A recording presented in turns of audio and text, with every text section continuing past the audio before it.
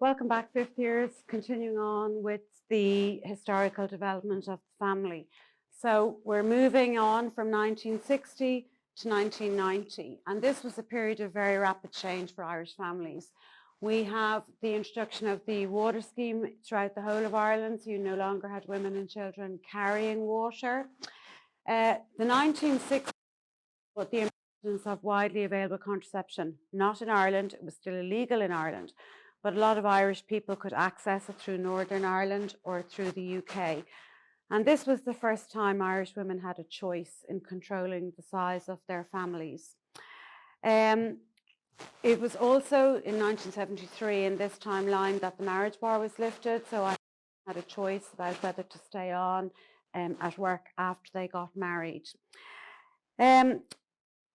But some women's pay was still, at this time, was still a little bit lower than men's pay, and we only had the employment equality legislation in 1977. The employment equality legislation means that everybody is paid the same for the job, regardless of gender. This act also prevents the discrimination. X equality. And you know, that means all of that. During this, we began to see the decrease in arranged marriages, and I'll explain that to you later. We also, the 1970s saw the emergence as, in a kind of a slightly socially accepted form of lone parent families. Unfortunately, the allowance they got was called the unmarried mother's allowance until relatively recently. So it was quite slow, the acceptance of lone parents. The 1980s saw a huge rise in the women participating in the workforce. And if you think back, the reason for that was in the early 60s, we had the introduction of free secondary education. But it takes time for women to pass through, do their leaving cert, go to college, acquire a profession, get a job. So we began to see the emergence of that in the 1980s, the benefit of free secondary education and how it affected women and families. So if we move on from, it should be 1990, not 1900. So from 1990 to the present day, what were the changes? This was probably the period of most rapid change. So we saw the increasing cost of houses during this time, and that is to be a problem. We know we have a housing crisis. We know that housing costs, both buying and renting, are very, very expensive. So this meant that for women and for families, both parents have to work simply to pay for the cost of housing. So it's kind of no longer a choice really at this point. So we rapidly moved from only about 20% of Irish women remaining in the workforce in the 70s to, by 1990, almost 50% of women in the workforce, and that figure is even higher nowadays. This meant that women have to be more involved in domestic chores, in childminding, and that's been very good for families. You know, it's allowed fathers to have a relationship with their children that they possibly wouldn't have had. Also, in this period, contraception became legal, so people could control the number of children they have, and the average of 2 children. But children do place an increasing financial burden on their parents this time because they're on much longer in education. So a child could be in education till they're 23, 24, and if they go on to do masters, maybe 25 years of age. The average cost of bringing a child from 0 to 18 was estimated a couple of months ago at €350,000. That's a lot of money. But the inclusion of women and dual income families has meant the reconciliation of what we call your roles at work and your role at home. And how does everybody balance everything? And we'll come on to a little bit more about that later. And to child rearing and to children change. So I'm going to put it over here because this question comes up. It will ask you to look at some of the changes through the 20th century and moving on to the present day. So I have put the bones of it on a chart here. You have a detailed note in your handout on this. So we're looking at the early 20th century. We had approximately 70% of Irish people living in rural areas. Like we said, small holdings and relatively poor. By the late 20th century, most people had moved to towns or cities, about 70%. And nowadays, we would say people are very mobile. They will go where the work is, and if necessary, move their families. So the early 20th century would have seen arranged marriages in Ireland. And arranged marriages were primarily in rural areas, and they were primarily to do with land, trying to keep land together. So if your farm was next door to, you know, the Murphy's farm, well, the Murphy's parents might have encouraged, you know, one of their sons to get very friendly with one of their daughters, and they might have tried to organise a marriage there so the farms wouldn't be broken up. Nowadays, we tend to choose partners. Now, this has brought with it, obviously, we marry for love, but ironically, arranged marriages tend to be more successful than marriages where we choose our own partners. And when we move on to the topic of marriage, we look at some of the reasons for that. So Irish families were not willing to stay in relationships we're not happy in. So that has led to more separation, more divorce. We still have a very low rate of that compared to other European countries. Contraception, which allows us to plan and control the number of children that we have. So the early 20th century would have seen very large families, largely due to the lack of contraception, but also because the children were an economic necessity. They helped out on the farm, they were practical if they were in cities, they were contributing to the family income. So nowadays we have smaller families, but we also have to bring in childcare, childminders, creches, with both people working. We have a whole new industry with childcare and childminders, and that can be very expensive. This year, they did a survey of the average childcare costs in Ireland, and it worked out at €265 per week per child. And that's for parents to pay out of their after-taxed income. So the early 20th century would have seen segregated conjugal roles or segregated gender roles, you know, very much man's work and women's work. Nowadays, we would concentrate on emotional fulfillment of relationships and our children, more equitable roles. You know, gender bias has nothing to do with who does what chores, who looks after children. So our segregated conjugal roles are no longer exist. But we concentrate more on nurturing our children and on emotional fulfillments from relationships. And we could go on here to say that if we don't get what we want in terms of these emotional fulfillments, that we will separate or divorce our partners.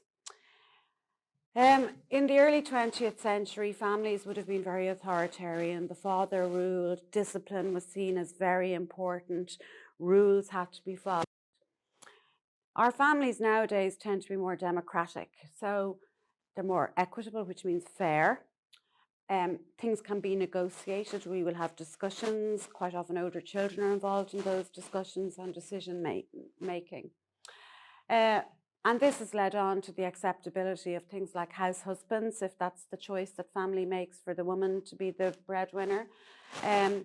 We have women in all professions, and increasingly we have women in professions that would have been considered male dominated in the past: medicine, engineering, law. And equally, we have men in what might be considered female-dominated professions like nursing.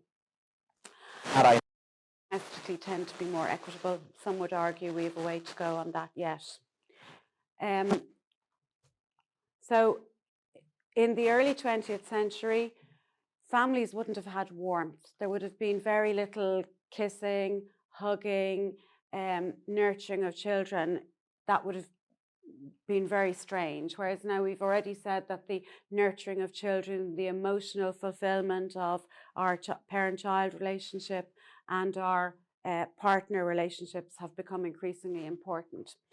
But what we have brought in here is state involvement, and we'll examine that a little bit more when we move on to look at families. The state helps out some of the family functions. For example, education. We have formal primary education, we have formal secondary education. And in the past, we've mentioned our inheritance would have been patrilineal. The eldest son would have inherited. Nowadays, it's very bilineal. We've smaller families, and there's an equality in how we pass on our assets. So that's the historical development of the family. Learn those changes very well. We're moving on now to look at family structures. And the questions on this can be phrased in a number of ways. So they might ask you to describe types of families, but they might also ask you the characteristics of these families. So I'm going to take you through that, and we're on page 8 in our notes. So a nuclear family is what most of us are most familiar with. This is parents and children who live together, are economically independent. So we're going to look at some of the characteristics. So it consists of a mother, a father, and children living in a single home. It's usually a small unit. It's usually mobile, can move from place to place if necessary. Its income depends on a small number of people, usually the parents. It's usually egalitarian. That means that everybody has a say in decisions. Roles would be shared equally between men and women, but it can be isolated if living far from extended family. So if they're not living near grandparents, aunts, uncles, cousins who can give emotional support, or a dig out when there's an illness and maybe children need to be minded by grandparents. So the extended family is more the family we mentioned already of the past. It would be the traditional family. This would consist of grandparents, aunts, uncles, cousins, all living either together or close to each other. And a classic extended family is where you've got a group of nuclear families living close to each other and economically interdependent. So working the land together, usually what we call the primary industry, so working the land or the sea for mutual benefit. This type of family is immobile because their income is dependent on the primary sector, the land or the sea, so they can't move.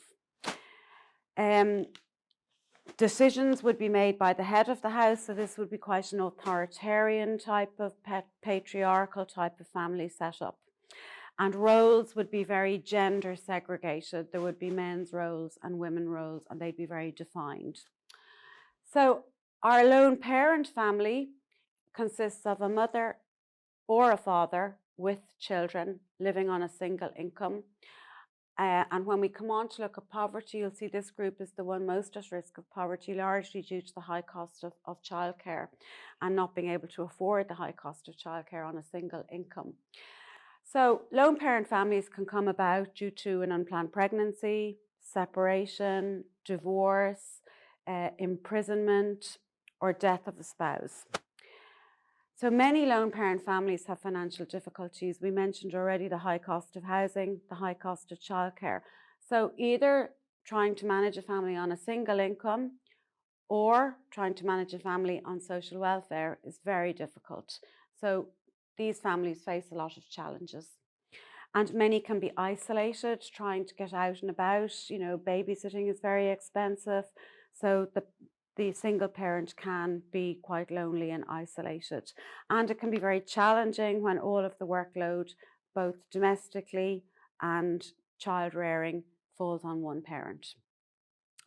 So our blended families are our newest type of families in Ireland. So this consists of biological parents and step parents with their children. So it usually comes about when the parents are divorced, they meet a new partner, and that new partner also has children. And if they get married, they're bringing two sets of children into the one blended family. And this naturally provides challenges. You have multiple grandparents, you may have had different parenting styles, and depending on the age of the children, older children tend to find that situation harder to adapt to. And they will have to adjust to living conditions that they're not used to. getting to know all of the extended family. This type of family will be egalitarian. Decision makings will be made jointly, but it may take some time to navigate and negotiate the new changes. So moving on to the functions of the family. This is important to learn this very well. It's quite a popular question.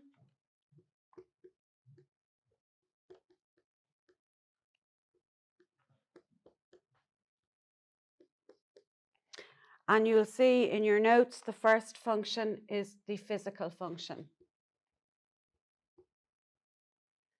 So the physical function is to provide for the children's basic needs. So food, clothing, shelter, and reproduction to continue the human race.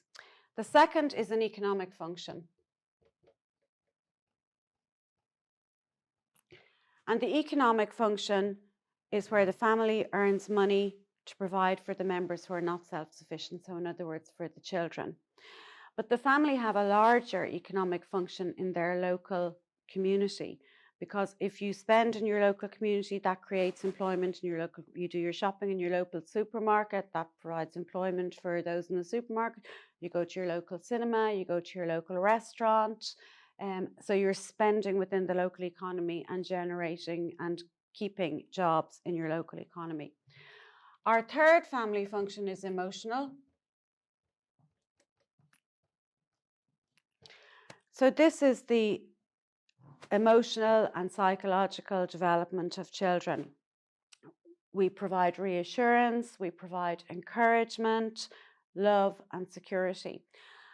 And believe it or not, one of the ways small children get emotional security is actually from rules. Now, children will always push against rules, teenagers will always push against rules, but if somebody in the first place makes a rule, and in the second place enforces a rule, the message that child gets is somebody cares, even if they don't like the rule. If somebody cares enough to enforce the rule, that's very important for emotional development. That leads to security, and a loving environment is the best way to develop emotional maturity and a well-balanced personality. And under this topic as well, emotional security, we need to talk about resilience. You know, there's been a lot of criticism of what's been called helicopter parenting. So if you haven't heard that term, helicopter parenting is where the parent hovers over the child. You know, have you done your homework? Show it to me. Have you brushed your teeth? Checking everything and hovering, not giving any autonomy to children. It's very, you know, children don't, you'll disagree, your children because you're fifth years, but you don't switch on a light when a child is 18 and they're suddenly independent. Independence is a gradual process, and the emotional function of the family is to enable a child to naturally develop and slowly develop independence. And through the emotional function of the family, that can be achieved in small ways. Expecting children to do some of the household chores, age appropriate. You know, smaller children might set the table, might tidy away their toys. Older children might do, you know, more meaningful household chores, hoover, empty the dishwasher, whatever the family decides that's going to be. But the other issue about resilience is your ability to bounce back when something goes wrong. So where do children learn that? Well, they learn it through sport is one way, because you learn to lose. So when something goes wrong, you have to pick yourself up and bounce back. And the helicopter parenting was not allowing children make their own mistakes. And we will see how this generation turns out. There's been a lot of criticism of that helicopter parenting, as I said. So building resilience, you know, encouraging children to do their best, but not praising the result. Praising the process and the effort is important in building emotional resilience. Okay, so the educational function is the next function. And primary education, early learning takes place in the home. So children learn the basics at home. They learn things like colors, numbers, some even learn to read, but they learn more important things. You know, you will see mothers talking to babies, you know, now we're going to go upstairs, now we're going to put on our coat. That kind of verbal interaction might seem silly. it's hugely important to a baby's development. They learn speech that way because they mimic adults. And the educational function at home cannot be underestimated. You look at what influences educational attainment in life. The primary thing is the parents' attitude to education. So if your parents regard education as important, if they support it by making sure you have all the materials that you need, they attend school functions, they go to sporting events, you're getting the subliminal message all the time. This education matters. This is an important issue. And our last social function, or family function, is the social function.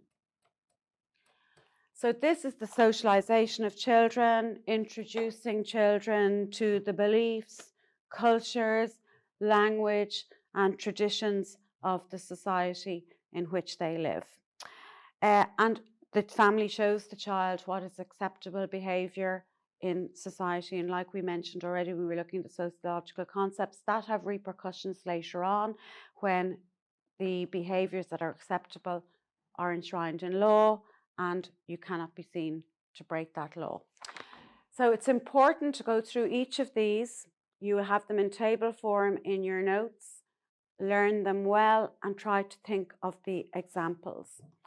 So the next heading is how these functions have been supplemented by the state and helped by the state. So this would be state supports for family functions.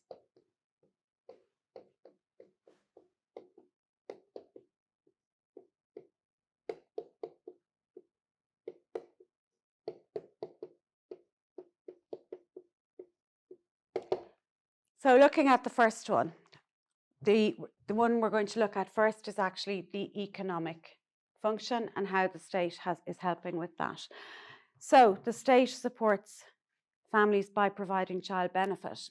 And child benefit is an unusual type of benefit in Ireland in that it's what we call a universal payment.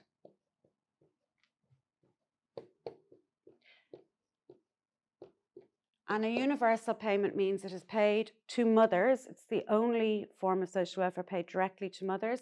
And it is paid to everybody regardless of income. So you could be a millionaire and you would still get child benefit. The state provides us with the old age pension. And there are two types of old age pension. There's what we call contributory and non-contributory.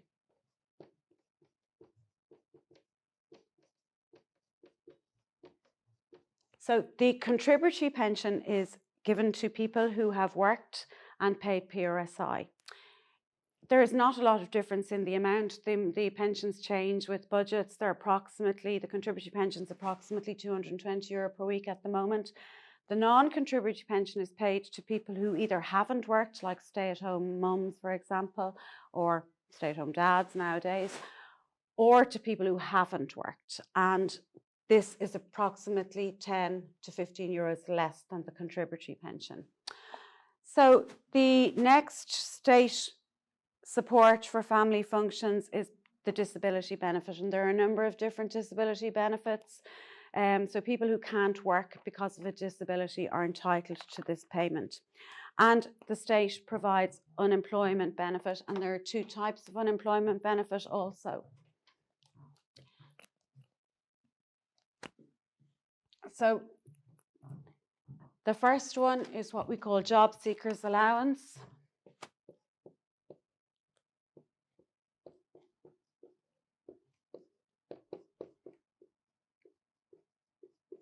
And in order to qualify for job seekers allowance, you have to have paid 39 PRSI contributions in the previous 2 years.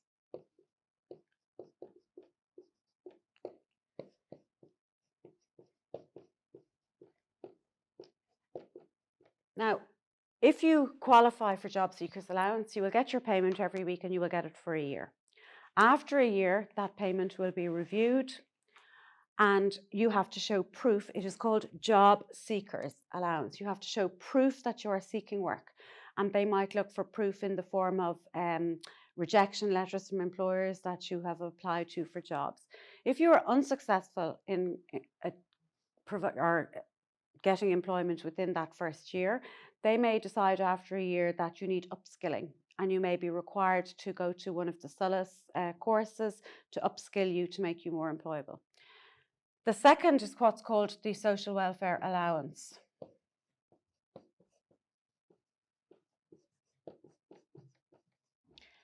This is the one that's commonly called the dole.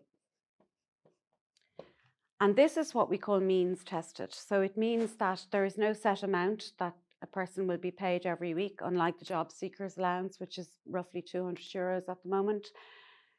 They will look at anybody in your family who's working and how much they're earning. They will look at any savings you have, any income you might get from, if you had any shares, that sort of thing. And they will decide whether you get any money and how much money you get based on that means test. So there isn't a set amount for the social welfare allowance. Okay. So that's our economic support. Moving on to our educational support.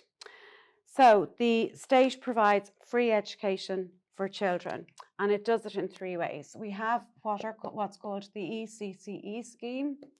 So this is the Early Childhood Education Scheme. So every child under 6 gets 2 years free preschool.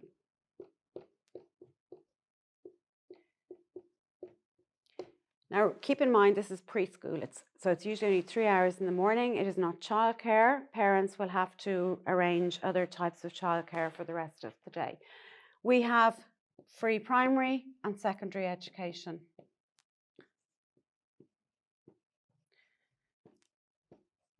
And a lot of places would argue that primary and secondary education is not free. The state will pay for the running of the school building. They will pay the teachers' salaries. But as anybody who's gone to primary and secondary school knows, there's the voluntary contribution, which schools rely on to keep the lights on and the heat working, because the money they get from the government isn't enough. You have to provide uniforms, books. Gets even more expensive at secondary level. The average cost of buying books for Leaving Cert is approximately €400. So they're considerable expenses that parents have to pay on top of the cost of the voluntary contribution. So moving on to look at the state support for the social functions of the family. So things like in the areas of designated disadvantage, and how do you designate an area as disadvantaged? Well, they will look at the number of unemployed people in the area. They will look at the number of social houses, and areas will be designated disadvantaged. These areas get extra resources like nurseries, playgroups. We have DESH schools, which get additional resources, extra teachers, extra SNAs, special needs assistants, resource teachers, extra facilities like maybe a sports hall, better equipped computer rooms. And all of this is designed to break the social inequality and lead to students staying in education for longer and achieving educational, what we call attainment, a Leaving Cert or a degree. The state also, in designated areas of disadvantage, runs family resource projects. One of the best known is the ARC Centre in Ballymun, and they run a range of they have, the centre is a little bit like a community centre. It has a theatre. They run all sorts of local community activities, everything from aerobics to yoga to crafts, and they use their theatre for a lot of local groups to do presentations and theatre. Okay, the next page in your notes asks you to talk to a grandparent or an elderly person about their life, and to write a paragraph based on the information they tell you. And this is quite an interesting exercise to do. And you don't have to actually interview them. You can call them up on the phone and ask them, but ask them to describe things to you when they were your age. You know, were they still in education? What was that education like? Things like the size of the classes, how they were treated by their teachers. You'll see there were massive differences. We had corporal punishment. You know, teachers were actually allowed to hit students. I know that seems very bizarre nowadays, but that was a thing. Ask them about their social life. Did they go out? Did they have any money? What did they do with their friends? Ask them about emotional support at home. Were feelings talked about?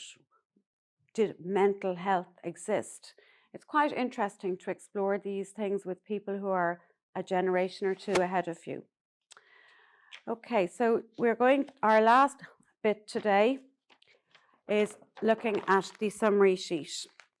So our summary sheet looks at the structure of families. So we're looking at the characteristics of nuclear families, characteristics of extended families, blended families, and lone parents. Know that really well. We have a summary of our family functions. So the reproductive function, the nurturing function, the socialization, intellectual, which you can come in under educational heading. Protective comes in under the physical and the emotional, and the economic function of the family. And then how these functions are supplemented by the state. This is quite a popular question. Learn this really well. So looking at the emotional support, we didn't mention foster care. And this is one of the ways that the state helps to support children whose parents are not in a position to look after them themselves. And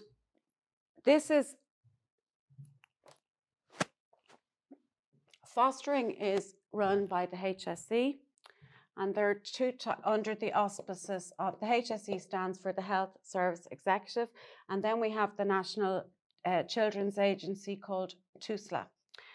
And foster care,